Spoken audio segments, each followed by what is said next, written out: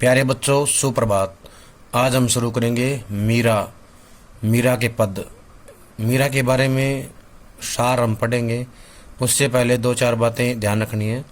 मीरा के गुरु का नाम जो है रैदास था। मीरा के गुरु का नाम क्या था? रैदास। और ठीक इसी तरह कबीर के गुरु का नाम था स्वामी रामानंद। कबीर के गुरु का नाम था स्वामी रामानंद। कबीर की जो भाषा है वो थी सदुकड़ी भाषा, और मीरा की जो भाषा है वो है राजस्थानी। राजस्थानी भाषा के अंदर ब्रज भाषा का प्रभाव देखने को मिलता है। और मीरा कृष्ण के प्रेम में दीवानी थी, इसलिए मीरा पर सूफियों का प्रभाव भी देखने को मिलता है। मीरा की जो कविता हैं उनमें मूल जो है दर्द है। मीरा की कविताओं में या उनके साहित्य में जो मूल दर्द है वो दर्द है, उसका मूल आधार दर्द है। मीरा के जो साहित्य हैं उसके अंदर विरह वेदना भी है और उसमें मिलने का उल्लास भी है। मिलन का उल्लास है, खुशी है, प्रसन्नता है। मीरा की कविता का जो मुख्य गुण है वो है सादगी और सरलता। सादगी और सरलता है। तो आइए देखते हैं इसका सार। जो पहला पद है, यहाँ प्रस्तुत पहले पद में मीरा ने कृष्ण से अपनी अनन्यता व्यक्त की है तथा व्यर्थ के कार्यों में व्यस्त लोगों के प्रति दुख प्रकट किया है। दूसरे पद में मीरा प्रेम रस में डूबी हुई सभी रीति रिवाजों और बंधनों से मुक्त होने और गिरधर से स्नेह के कारण अमर होने की बात कर रही है। दोनों पद नरोत्तम दास स्वामी द्वारा संकलित संपादित मीरा मुक्तावली से लिए गए हैं। तो सभी इसको याद कर लेंगे। कई बार प्रश्न आ जाता है 1 नंबर में, मीरा के पद कहाँ से लिए गए हैं? तो बताना है मीरा मुक्तावली से। किसने संपादित किया है? नरोत्तम दास स्वामी ने। किसने किया है? नरोत्तम दास स्वामी ने। अब हम करेंगे मीरा का जीवन परिचय।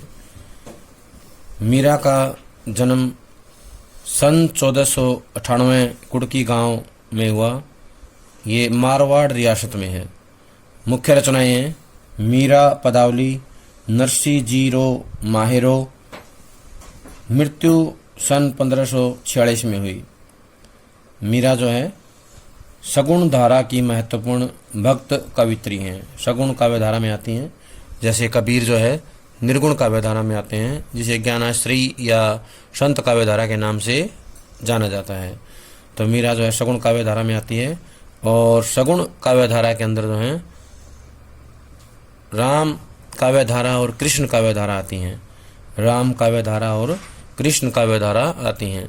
राम काव्य धारा के अंदर जो है प्रतिनिधि कवि के रूप में आते हैं तुलसीदास, और कृष्ण काव्य धारा में आते हैं सूरदास। तो उसी में मीरा भी जो है आती हैं। कृष्ण काव्य धारा में कृष्ण भक्ति के अंदर जो है मीरा का नाम आता है।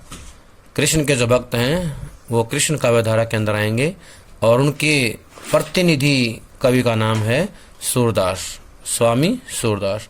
और राम काव्य धारा के प्रतिनिधि कवि का नाम है गोस्वामी तुलसीदास। गोस्वामी तुलसीदास जो हैं राम काव्य धारा के प्रतिनिधि कवि हैं। राम काव्य धारा में राम के बारे में बताया गया है, और कृष्ण काव्य धारा में कृष्ण के बारे में बताया गया है। उनके कवियों के ने जो है कृष्ण का विस्तार से वर्णन किया है। इसके बाद जो है गुरु का नाम बता ही दिया था, संत कवि रैदास हैं। मीरा के जो गुरु हैं संत कवि रैदास हैं। उनके आराध्य का नाम है भगवान श्री कृष्ण। मीरा जो है भगवान श्री कृष्ण को अपने आराध्य के रूप में जो है पूजती हैं, उनको मानती हैं, और उन्होंने जो है उन्हीं को अपना पति माना है। मीरा चित्तौड़ राजघराने में रही थी, और वहाँ उन्होंने अनेक कष्ट सहन किए थे। और कष्टों को सहन करने के बाद मीरा वापस मेड़ता आ गई। यहाँ से उन्होंने कृष्ण की लीला भूमि वृंदावन की यात्रा की।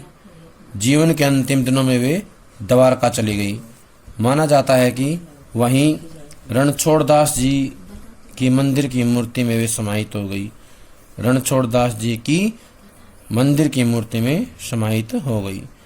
लोकलाज और कुल की मर्यादा के नाम पर लगाए गए सामाजिक और वैचारिक बंधनों का उन्होंने विरोध किया और वो जो है नारी मुक्ति की आवाज बनी, नारी मुक्ति की आवाज बनी। अब हम करेंगे व्याख्या मीरा के पहले पद की। मेरे तो गिरधर गोपाल दूसरों ने कोई, जाके सिर मोर मुकुट मेरो पति सोई। छांड दई कुल की कानी कहा करी हई कोई। संतन डिग बैठी बैठी लोक लाज खोई। असवन जल सींची सींची प्रेम बेली बोई। अब तय बेली फैली गई आनंद फल होई। दूध की मथनियाँ बड़े प्रेम से बिलोई। दधी मथी घृत काढ़ी लियो डारी दई छोई। भगत देखी राजी हुई जगत देखी रोई। दासी मीरा लाल गिरधर तारो अब मोही। अब जो है हम इनके शब्दार्थ याद करेंगे, पढ़ेंगे। प्यारे बच्चों, किसी की व्याख्या याद करनी है, चाहे कविता का काव्यांश हो या पाठ का गद्यांश हो, सबसे पहला और जरूरी काम है शब्दार्थ याद करना। जब हमें शब्दार्थ याद हो जाएंगे तो उसकी व्याख्या याद करने में हमें कोई परेशानी नहीं आएगी। मेरो तो गिरधर, अब यहाँ पे मेरे तो होता है मेरा। गिरधर माने गिरी को धारण करने वाला, गिरधर होता है गिरी को धारण करने वाला। गोपाल जो है गायों की रक्षा करने वाला। गोपाल कौन होता है? जो गायों की रक्षा करता है या गायों की रक्षा करने वाला होता है, वो होता है गोपाल। दूसरा माने होता है दूसरा, नए माने नहीं, कोई माने कोई। जाके सिर मोर मुकुट, जा माने जिसके, सिर माने सिर, मोर मुकुट माने मोर का मुकुट, मोर के पंखों से बना हुआ मुकुट। मोर मुकुट क्या होता है? मोर के पंखों से बना हुआ मुकुट।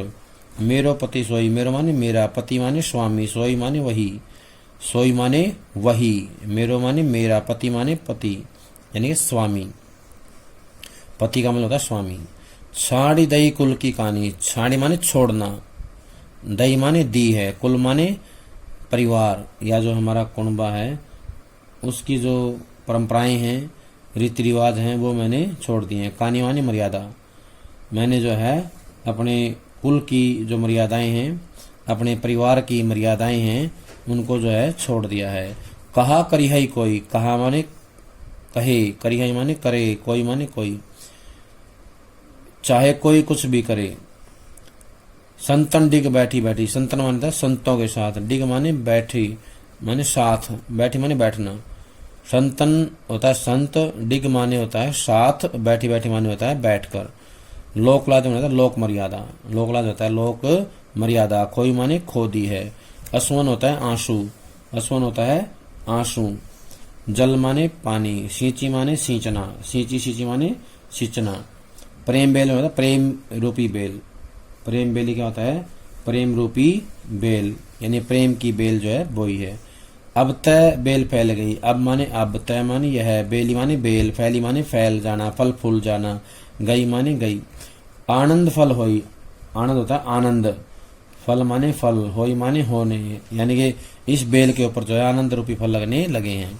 दूध की मथनिया, दूध होता है दूध, मथनिया होता है जो दूध बिलोने काम आती है, मथानी, मथनी होता है मथानी।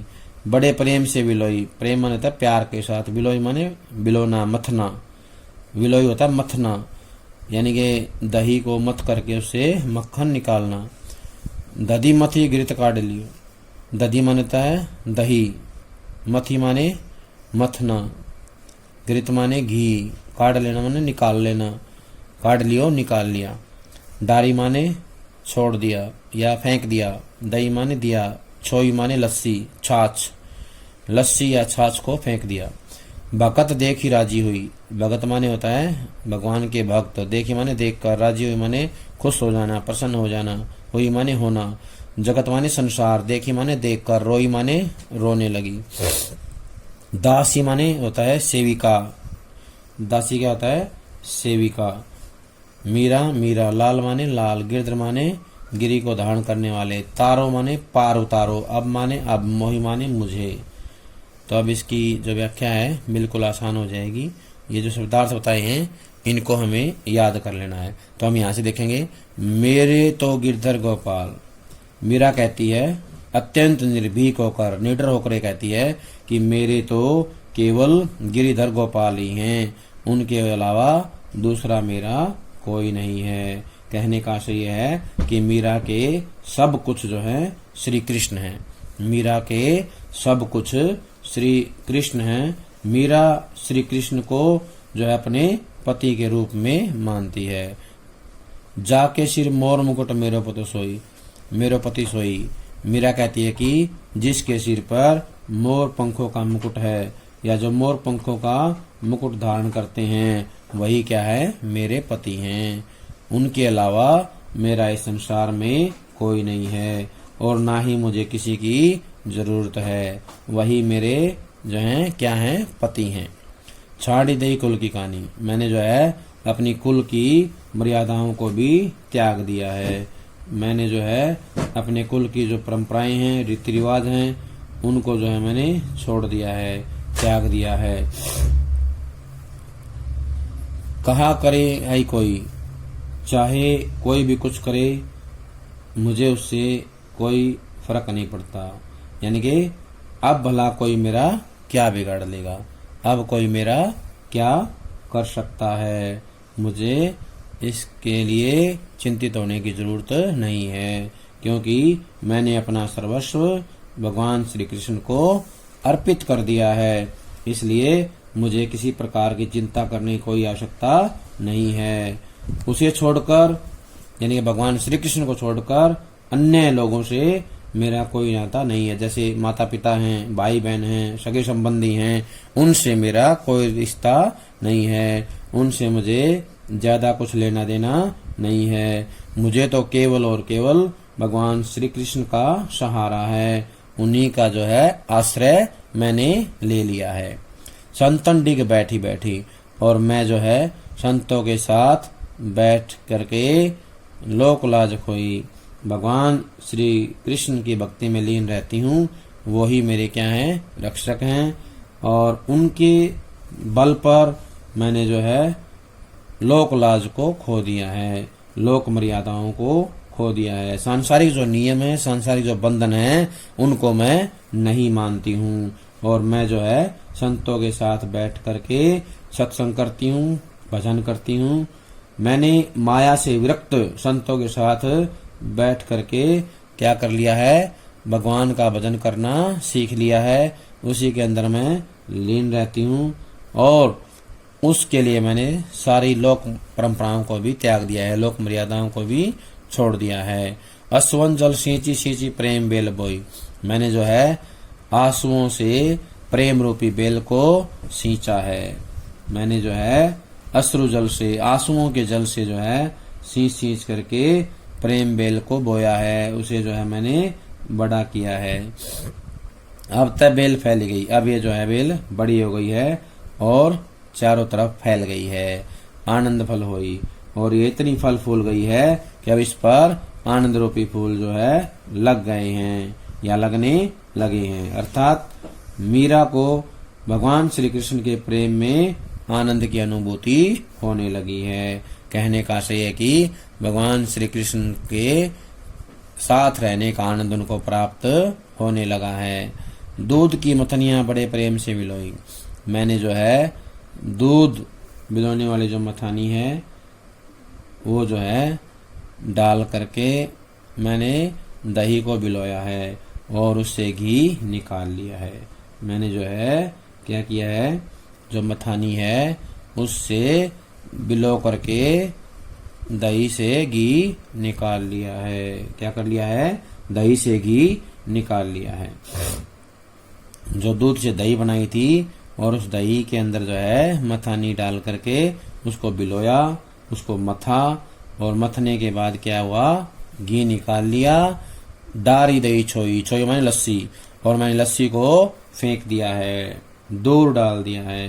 कहने का आशय ये है कि मैंने जो है अपने जीवन में भगवान श्री कृष्ण रूपी जो है घी को निकाल कर अपने पास रख लिया है और लस्सी को छोड़ दिया है।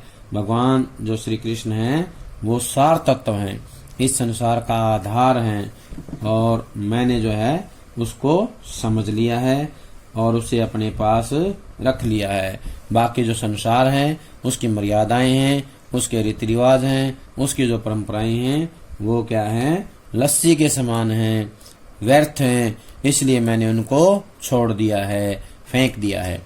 भगत देख ही राजी हुई। मीरा कहती है कि मैं भक्तों को देख करके तो अत्यधिक खुश हो जाती हूँ और जगत को देख करके रोती हूँ। जगत माने संसार। मुझे बड़ा दुख होता है कि इस संसार के लोग जो हैं माया के मोह में फंसे हुए हैं और मुझे उनको देख करके बड़ा दुख होता है।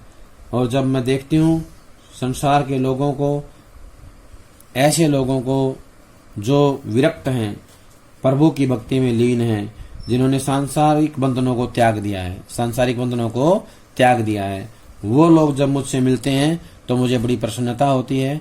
लेकिन जो माया में फंसे हुए लोग मिलते हैं उनसे जो है मुझे बड़ा दुख होता है, उनको देखकर मुझे जो है रोना आता है। दासी मीरा लाल गिरधर तारो अब मोही।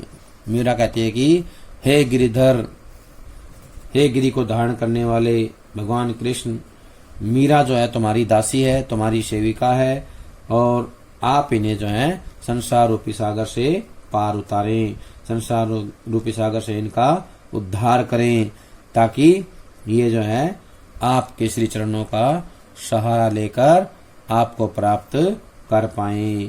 तो वो विनम्र प्रार्थना करती है भगवान श्री कृष्ण से।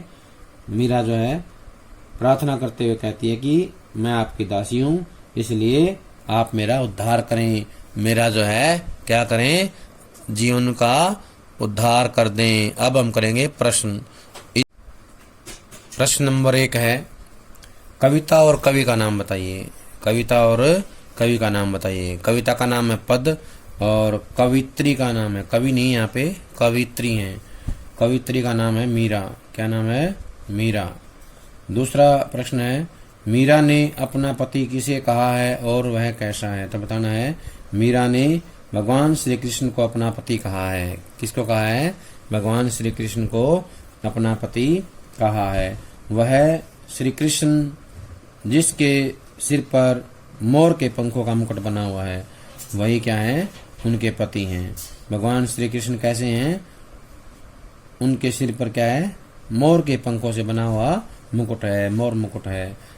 वो कौन है? भगवान श्री कृष्ण है और भगवान श्री कृष्ण क्या है? मीरा के पति हैं। मीरा ने लोक लाज और कुल मर्यादा को कैसे गंवा दिया? गंवाना मतलब खो दिया।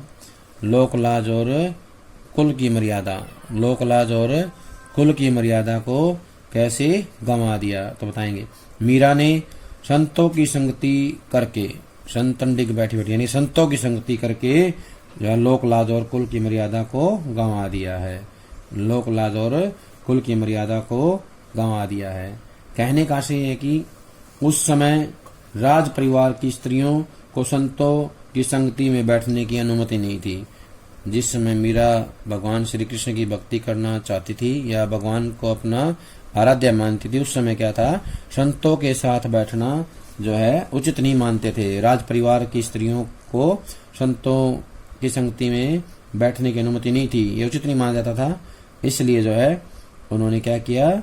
मीरा ने लोक और कुल मर्यादा दोनों को गवा दिया। लोक लाज और मर्यादा को गवा दिया यानी कि खो दिया उन्होंने।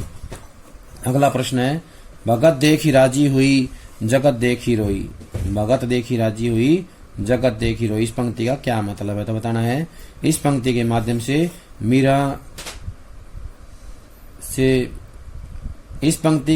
से मीरा ने स्पष्ट किया है या बताने का प्रयास किया है कि जब वह ईश्वर के भक्तों को देखती है, भगवान के भक्तों को देखती है, तो उसे बड़ी प्रसन्नता होती है, बड़ी खुशी होती है, क्योंकि उन्होंने संसार के मोह को त्याग दिया है। जो भक्त हैं उन्होंने संसार के मोह को त्याग दिया है, इसलिए वो जन से मिलकर खुश होती है। जब वह संसार के लोगों को देखती है जो ये जानते हैं वे भी संसार नश्वर है, माया का मोह भी झूठा है, किंतु फिर भी वे उसका त्याग नहीं करते। माया का त्याग नहीं करते, इसलिए जो है मीरा उनको देख करके दुखी होती है। संसार के लोगों को देख करके दुखी होती है, क्योंकि संसार के लोग क्या हैं, सब कुछ जानते हैं, फिर भी जो है माया का त्याग नहीं करते हैं। संसार नश्वर है, माया का मोह झूठा है, सबको पता है, लेकिन फिर भी उसको त्यागते नहीं है, इसलिए जो है मीरा को दुख होता है उन लोगों को देख करके। इस पद्यांश का काव्य सौंदर्य स्पष्ट कीजिए। काव्य सौंदर्य बताना है, तो बताना है कि इस पद्यांश में मीरा की कृष्ण की अनन्य भक्ति की अभिव्यंजना हुई है। यह पद संगीत और मधुरता के कारण मनोरम बन पड़ा है। रूपक, अन्योक्ति, पुनोक्ति प्रकाश एवं अनुप्रास अलंकारों का प्रयोग किया गया है। इस पद्यांश में रूपक, अन्योक्ति, पुनोक्ति प्रकाश एवं अनुप्रास अलंकारों का प्रयोग किया गया है। राजस्थानी भाषा का प्रयोग किया गया है। क्या किया गया है? राजस्थानी भाषा का प्रयोग किया गया है। अगला है, इसमें जो है वियोग श्रृंगार का वर्णन भी किया गया है। किसका किया गया है? वियोग श्रृंगार का वर्णन भी किया गया है। तुकांत छंद का प्रयोग है इसमें। किसका प्रयोग है? तुकांत छंद का। तुकांत छंद का प्रयोग भी इसमें किया गया है। पद में संगीतात्मकता विद्यमान है। क्या है? संगीतात्मकता विद्यमान है। इसके बाद अगला प्रश्न है, कवित्री अपना सर्वस्व किसे मानती है? कवित्री ने अपना सर्वस्व किसे माना है? तो बताएंगे, कवित्री ने अपना सर्वस्व भगवान श्री कृष्ण को माना है। किसको माना है? भगवान श्री कृष्ण को माना है। मीरा श्री कृष्ण को किस रूप में स्वीकार करती है और क्यों? तो बताना है, मीरा श्री कृष्ण को पति रूप में स्वीकार करती है, क्योंकि श्री कृष्ण के प्रति मीरा के प्रेम, श्री कृष्ण के प्रति मीरा की प्रेम बेल का विकास हो चुका है। भगवान श्री कृष्ण के प्रति मीरा की प्रेम बेल का विकास हो चुका है और उसमें आनंद रूपी फल लगने लगे हैं। क्या लगने लगे हैं? आनंद रूपी फल लगने लगे हैं। अवतरण में किस मुख्य बात का वर्णन किया गया है? ये जो काव्यांश है इसमें कौन सी मुख्य बात है? तो बताना है, कृष्ण के प्रति मीरा का अनन्य प्रेम और भक्ति भावना का वर्णन किया है। कृष्ण के प्रति मीरा का अनन्य प्रेम और भक्ति भावना का वर्णन किया गया है। मीरा किसे देखकर प्रसन्न हो उठती है? तो बताना है, मीरा जो है भक्तों को देखकर प्रसन्न हो उठती है। भक्तों को देखकर प्रसन्न हो उठती है। और प्रश्न आएगा, किसको देखकर रोने लगती है? तो बताना है, संसार को देखकर, संसार के लोगों को देख करके रोने लगती है। अगला प्रश्न है, मीरा का हृदय सदैव दुख से भरा क्यों रहता है? मीरा का हृदय सदैव दुख से भरा क्यों रहता है? तो बताना है, मीरा का हृदय दुख से सदैव इसलिए भरा रहता है क्योंकि वे मोह माया में लिप्त प्राणियों की दशा को देखकर सोच विचार में पड़ जाती है। मोह माया में पड़े हुए या लिप्त जो है प्राणी, उनको देख करके या उनकी हालात को देख करके सोच में पड़ जाती है, तो स्वयं अंदर ही अंदर गुलती रहती है। स्वयं अंदर ही अंदर गुलती रहती है। मीरा कृष्ण की प्रीति रूपी दूध को किस से मथना चाहती है? कृष्ण की प्रीति रूपी दूध को किस से मथना चाहती है? बताना है, मीरा कृष्ण की प्रीति रूपी दूध को भक्ति की मथानी से बड़े प्रेम से बिलोना चाहती है। भक्ति की मथानी से बड़े प्रेम से बिलोना चाहती है। अगला प्रश्न है, मीरा ने आंसुओं के जल से सींचकर किसे बोया है? तो बताना है, मीरा ने आंसुओं के जल से सींचकर प्रेम बेल को बोया है। किसको बोया है? प्रेम बेल। प्रेम बेल को आंसुओं से सींचकर बोया है। मीरा कृष्ण से क्या प्रार्थना करती है? तो बताना है, मीरा कृष्ण से अपना उद्धार करने की प्रार्थना करती है। क्या करती है? अपना उद्धार करने की प्रार्थना करती है ताकि उन्हें मुक्ति मिले। उक्त अवतरण के आधार पर मीरा आजीवन किस में लीन रहना चाहती है? तो बताना है, इस अवतरण के आधार पर मीरा आजीवन कृष्ण भक्ति में लीन रहना चाहती है। किसमें? कृष्ण भक्ति में लीन रहना चाहती है। भगवान श्री कृष्ण की भक्ति में लीन रहना चाहती है। मीरा को किस काल की कवित्री माना जाता है? तो बताना है, भक्ति काल की। मीरा को भक्ति काल ही कवित्री माना जाता है। और भक्ति काल में कौन सी हैं वो? भक्ति काल के अंदर कृष्ण भक्त कवित्री हैं, कृष्ण काव्य धारा के अंदर आती हैं। किसमें आती हैं? कृष्ण काव्य धारा के अंदर आती हैं। मीरा ने अपने प्रभु कृष्ण को जो है अपना आराध्य माना है और उनको जो है वो कभी त्यागना नहीं चाहती हैं। इसलिए मीरा जो है अपने प्रभु को अविनाशी भी कहती हैं। उनका प्रभु जो है कभी भी इस संसार को छोड़कर नहीं जाता है। जब से दुनिया बनी है तब से लेकर वो जो है इस दुनिया का संचालन कर रहे हैं, इसलिए उनके हाथ से अपना उद्धार चाहती हैं। तो बताना है कि मीरा जो है भक्ति काल की कवित्री हैं और आजीवन जो है श्री कृष्ण की भक्ति में लीन रहना चाहती हैं, आजीवन श्री कृष्ण की भक्ति में लीन रहना चाहती हैं। प्यारे बच्चों, ये था मीरा के पद से काम। सभी इसको अच्छे से याद कर लेंगे। जब तक अगली वीडियो आती है सभी इसको पक्का याद कर ले। सभी का बहुत बहुत धन्यवाद।